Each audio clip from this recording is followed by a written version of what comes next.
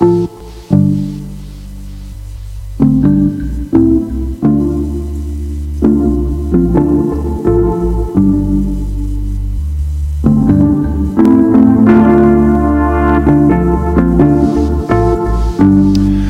right, 5 minutes after 10 o'clock. Thank you for tuning in. Not a bad-looking day. The rest of the country is going through crazy stuff, huh? I saw snow in the Midwest, rain places, and hot in some places, and here it's just beautiful. I think we lucked out, right? I think so. It's gorgeous. Although, I'll tell you, after being in Florida this long, a little snow, you know. Everybody thinks I'm lying about this, but wouldn't you like to see snow after you haven't been away for so long? Oh, gosh, yes. Hey, our next guest has an emotionally, beautifully written book to talk about. It's called Passing. Michael Korda is on the phone. Can I introduce Michael the following way? It's not always easy for me to figure out how to introduce a guest with such a touching book and a very personal book. So I'm going to actually take what is written on Amazon. It was a warm April in Pleasant Valley when Margaret Korda, normally a fearless horsewoman, dropped her horsewhip while she was riding. Such a mild slip was easy to ignore, but when other troubling symptoms accumulated, she confided to her husband, "Michael, I think something serious is wrong with me." Within a few rapid weeks, the fiercely independent former fashion model was diagnosed with brain cancer, while Michael, once reliant on her steeliness, became her caregiver, deciphering bewildering medical reports and packing her beloved toiletries for the hospital. An operation performed by a renowned surgeon allowed Margaret to ride her favorite competition horse, Logan Gobra, for a few more times, but Margaret's tumors quickly returned, leaving her to grapple with the heart-rending details of her grapple with the reality of impending death. I'm so sorry, I stumbled on that. So Michael has written her memoir, or at least a memoir of that last year of her life. Michael, maybe a little bit of an awkward way to introduce you, but good morning. Michael is the former editor-in-chief, by the way, of Simon & Schuster. Good morning, Michael. Good morning. How are you? I'm good. Where are you calling from? I am actually in Pleasant Valley, New York, which is just outside Poughkeepsie, and roughly halfway between Millbrook and Rhinebeck, both of which are a little bit more fashionable than Pleasant Valley, but never mind. How long ago did your wife die? Did Margaret die? 6 years. How long? She was ill for 1 year and died at the end of the year. Margaret was diagnosed with a metastatic melanoma brain tumor, which explains, because it was on the left side of her brain, the difficulty she had in using her right hand, and also increasingly in speech and other things which are controlled from the left side of the brain. And she had 2 major brain surgeries and gamma knife radiation. But in the end, as is so often the case with metastatic melanomas, there was no holding it back. And my book is an attempt to tell, frankly, accurately and objectively what that experience was like for her and for me. And also, I think, because we're so used to problems in our healthcare system, which we all know about, its expense, its complication, all of the things that are familiar to everybody. I wanted to point out that never during this year did Margaret get anything less than the most caring and kind treatment from everybody, from doctors down to nurses to home hospice workers. So I thought that should be reflected. A lot of books about serious medical problems, and certainly about dying, consist in attacking the doctors who were caring for the patient before he or she died. I wanted to point out that in my case, at any rate, or in Margaret's case to be more accurate, that's not so. Michael, could I ask you to introduce us to Margaret? Tell me about her. Who was she? What was she like before the disease? Well, the quick answer to that, but it won't satisfy you, is that she was English, as I am. No, I don't sound as English as Margaret, because I came over here in 1941. But Margaret was English. She was a fashion model. She was extraordinarily beautiful, but above all, she was physically very strong and very competent. She won 5 national combined training championships as a horsewoman. The last one at the age of 66, which is truly amazing because she was competing against people who were mostly in their 20s or 30s. Really? So she was. And she was also somebody who, apart from being beautiful, never had a cavity, didn't have her appendix removed, Really? never had her tonsils removed, had never had any medical problem whatsoever. So it was difficult for her to suddenly face the fact that she had not just a medical problem, but a very serious medical problem. It was like falling off a cliff. And I think that's reflected very much in Passing, is that this was not a long series of illnesses leading to death. It was just a sudden, complete change in life. Wow. As if somebody, turned the light from green to red and said, it all stops here. How did you meet? I'm sorry? How did the two of you meet? How did we meet? Well, that is also bizarre because I used to keep a horse of my own at the only remaining, what was then the only remaining stable in Manhattan, Claremont Stables on 89th Street and Amsterdam Avenue, and ride every morning in the park. And Margaret, who was a terrific horsewoman and started riding at the age of 3, began to ride, and she was extraordinarily beautiful. On a horse, she was just a natural. And we used to ride in opposite directions around the reservoir in Central Park for some period of time. Oh my gosh. And then one day we started to ride in the same direction and talk to each other, and after that it was all over but the shouting. Oh no! Oh, that's a beautiful story. Did you guys ever It make? is a beautiful. Did you guys ever make it to this part of Florida? This is a horse country right here. I have been down there fairly often. In fact, we flew down there some years ago to buy a horse, and it's beautiful. And the other thing about it is it doesn't snow. Yeah. And you do have some humor in your story because of the day she was being discharged. There was a snowstorm. Yes, a huge snowstorm, and that is quite a funny and rather touching scene because when it snows up here, it means business, of course. And when Margaret was being released from hospital to come home, we were released on the morning of a blizzard which closed down the Taconic, and I tell the story of how I had to co-opt the driver and the EMT in the ambulance we hired after the Taconic was closed down to take us home. And that had only happened because I served in the Royal Air Force, and the EMT guy had been in the United States Air Force, and once he knew I was a veteran, that did it. They took us home through the worst of snow. But I think that one of the things that interested me very much is that people going into hospice care or home hospice care very often don't go into hospice care until 2 or 3 days before their death. And that means, first of all, that they don't know they're dying. And secondly, that the family either doesn't know they're dying or has repressed that fact completely. And one of the points that I'm trying to make with this book is that since this is going to happen to all of us, I mean, as yet there have been no exceptions that I know of,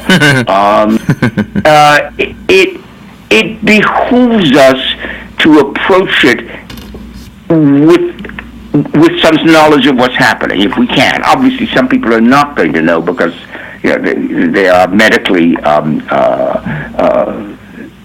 beyond knowing anything at all, sure. Or at least we suppose that that's the case. Right. But I think that the example of Margaret is one that should interest people because despite the fact that she was getting worse and worse and worse, she understood what the end would be and where she was going, and faced it in her own very strong and courageous way. And I think that that's better than not knowing. And I wanted to show that in the book, along with the care that she received, and also along with the difficulty which many people who read this book will have of changing yourself from the person who gets care to the person who gives care. Oh, okay. I love that part. So tell me what characteristics or what life experiences, if for both of you, played a role in dealing with that last year? Well, I think that both Margaret and myself were as a couple very realistic and understand the limits of what you can do and how you can do it. I think in my case I spent a few weeks in 1956 in the Hungarian Revolution. So, it's not that I haven't seen people die. I've seen lots of people die, obviously in very different circumstances. And I think that above all, what you feel is the intense desire to do your best for the person who's ill in terminal illness. Yeah. And I end the book with a poem by Mary Oliver, whom I admire very much, a wonderful poet. Recently died herself, I'm sorry to say. But she wrote, "I worried a lot. Will the garden grow? Will the rivers flow in the right direction? Will the earth turn as it was taught? And if not, how shall I correct it? Was I right? Was I wrong? Will I be forgiven? Could I have done better?" And I think that's the critical thing, and the thing that passing is really about. Because after the other person's death, you sit and you say to yourself, could I have done better? Yeah. Did I make the right decision here, the right decision there? Sure. And it's natural to do that. And also, there's no easy, quick answer to it. I could say to myself, well, she shouldn't have had the second brain surgery. We should have thought twice about having further radiation. Right. But you have to face each problem as it comes along and do your best. You can't do more than that. Yeah, I had a brother die back in May, and he was in an accident, and I went to Las Vegas to be with my other brother and my nephew, and the three of us had to make a decision whether to have the tubes pulled and all that. And I can't tell you how many times since then did we wonder, because you hear all these miracle stories that people have the tubes pulled and they come back, and they have. I hear what you're saying. I'm not trying to bring the story to me. I wanted to throw it right back to you, but I'm relating. I'm relating to what you're saying. Absolutely right. I mean, the fact of the matter is, other things being equal, all of us are going to go through some version of the experience you had, either as caregivers or as the person who is terminally ill. And so reading about it, I hope will produce in people a certain degree of seriousness about it, but also liberation. The feeling that this is, you can manage this, you can handle this. The unthinkable is in fact thinkable. Because you have to think about it. You have to. Yeah, you're right. Do you remember? It's heavy. I mean, we're making this book sound as if it's the last one in the world that you would ever want to pick up and read, and I don't mean to do that, of course. But it's also, I think, a story and a love story. But I hope that people who read it will begin to approach this with the minimum degree of fear, because I think what the worst of it is the fear. You can't relieve that entirely, because really, no, I don't think you can. Without exception, almost everybody's afraid of dying, after all. But the fear is paralyzing, and in its own way, the fear is as bad as pain. Mm-hmm. The pain we know how to relieve. Mm-hmm. The fear is much more difficult. Did you and your wife have any religious convictions that helped, or did you not have any religious conviction? Both of us were members of the Church of England, which is approximately the equivalent of oh my Lord, what am I trying to say? Catholicism? Episcopalian. Oh, Episcopalian. Okay. Of England. But I have to say, neither one of us is, or in Margaret's case, was a convinced believer. I think religious feelings, if they're strong and honestly held, may be of great help to people, and I make that point in passing. But if they're not held, they're not held. You can't produce them at the last moment. Right. No, that's really good observation. Once you're in bed and not going to get out of it, it's really a little bit late to say, okay, I believe in it. And I make the point very strongly in this book that Margaret, once she knew she was dying, wanted to die at home in bed and with her cats at her feet, and looking out from her window at the woods and fields around us, because we live in the New York State countryside. And I think that people have to think about that. I realized from the start, putting her in a hospital setting would be terribly wrong. That it would make it much worse for her, much more difficult, and that we had to find out how you could manage to do all this at home, and we did. And I think once the person who's ill has in fact reached the terminal phase, that doctors are no longer a significant part of the equation, because a doctor's job is to keep you alive. Once it's clear that you're going to die, doctors are not that useful at the remaining. Yeah. No, you're right. Although I could disagree a little bit, because the hospice, in all of us, anybody who's ever worked with hospice knows that they really do provide a great service. And wonderful! Yeah. They are marvelous. They are marvelous. And once you go into hospice, that becomes your control, the control over what remains of your life. They're absolutely terrific. But people tend to treat the dying patient as if he or she were still a medical problem. What should we do, doctor? Right.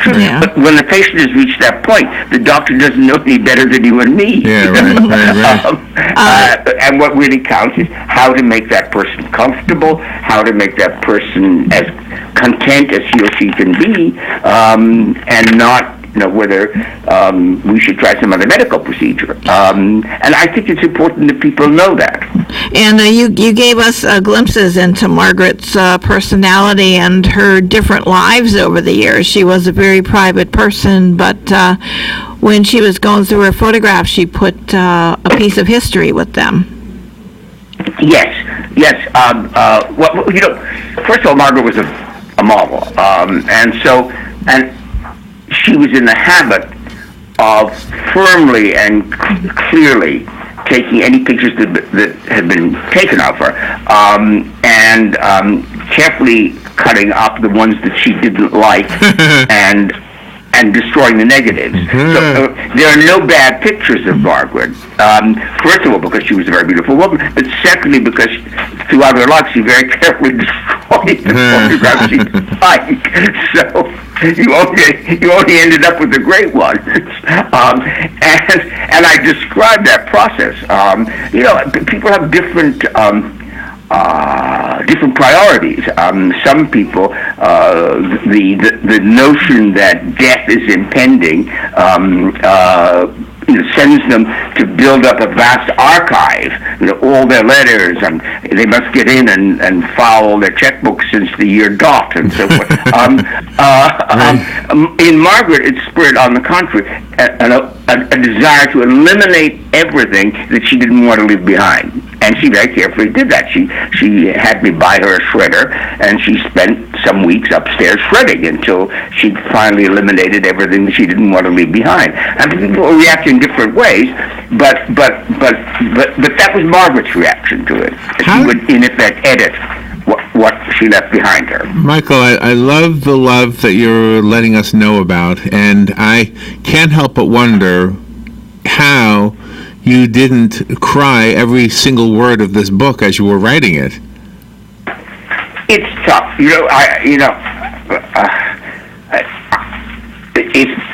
it's much harder to die than it is to write about dying, of course.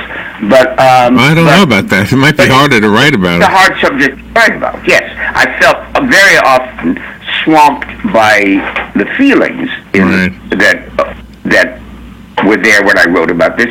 But on the other hand, I felt a great need to clarify it in my mind and make it the story that it was, and also to pay some respect and attention to the remarkable care that Margaret was given. I mean, I include in passing all the emails from her neurosurgeon, Dr. Alain de Louvigny, and they are amazing because they're smart, they're clever, they're sometimes funny, they're very sympathetic. Very, very rare for surgeons to do anything like that. And I think that the book has a place, just as Joan Didion's the Year of Magic Thinking has. And in Joan's case, because I was her editor for many books, she begins the book with her husband John's death, so it's really a book about the grieving process. In my case, it's the reverse. The book ends with Margaret's death. So it's not about the grieving process, it's about the dying process. But in both cases, it's a powerful story, and I think one that people will read with as much pleasure as you can get from a book about the subject. I think so. It is very emotional, and it is fun in parts, and you're giving somebody else who reads your book a way to say goodbye with grace. Exactly.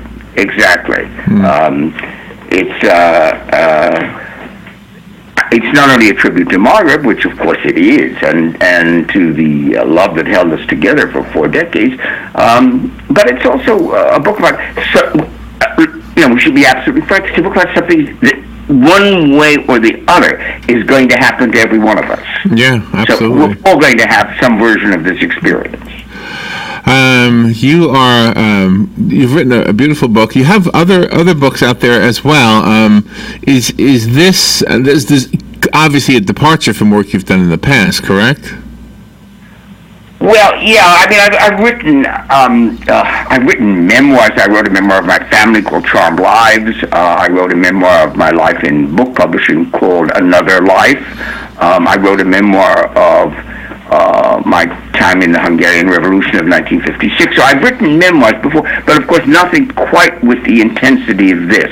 Although Charmed Lives is fairly intense towards the end. How many? Obviously, my father and my uncles died at the end of the book. How many books? But no, I've never written anything quite as personal as this. You and Margaret wrote some books together as well, right? We did. We collaborated on horse housekeeping, how to keep a horse at home, which is the go-to book if you've decided to keep a horse at home, and on cat people, because Margaret was a terrific cat lover, and I put in the book the extraordinary fact that when Margaret was dying, she was by then down to 2 cats rather than 5 or 6, and the cats absolutely, I don't mean to anthropomorphize them, but the cats absolutely understood that she was ill and dying, and they really, although they didn't like each other, they divided up in watches, so one of them would always be lying at her feet and purring. Wow. And then hours later, she would be replaced by the other cat. And they clearly had in some way established, first of all, what their job was, which was to be next to Margaret and Purr, and secondly, some kind of schedule for doing it, so that they were 2 hours on and 2 hours off, and it was amazing. That's fascinating. Wow.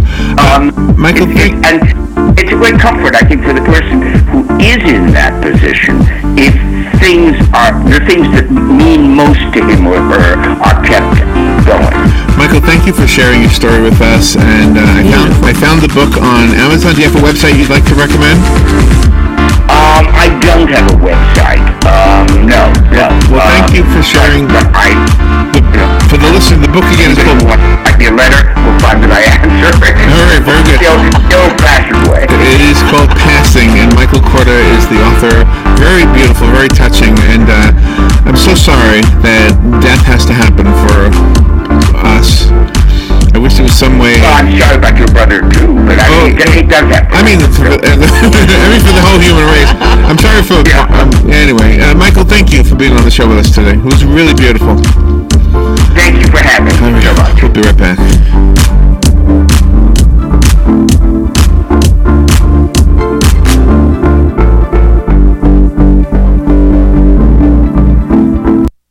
Here is your one-minute news brief. Subtropical storm Rebecca continues to move away from the United States in the northern Atlantic. It's the 17th named storm of the 2019 tropical season. Rebecca poses no threat to Florida or the USA. A new law has been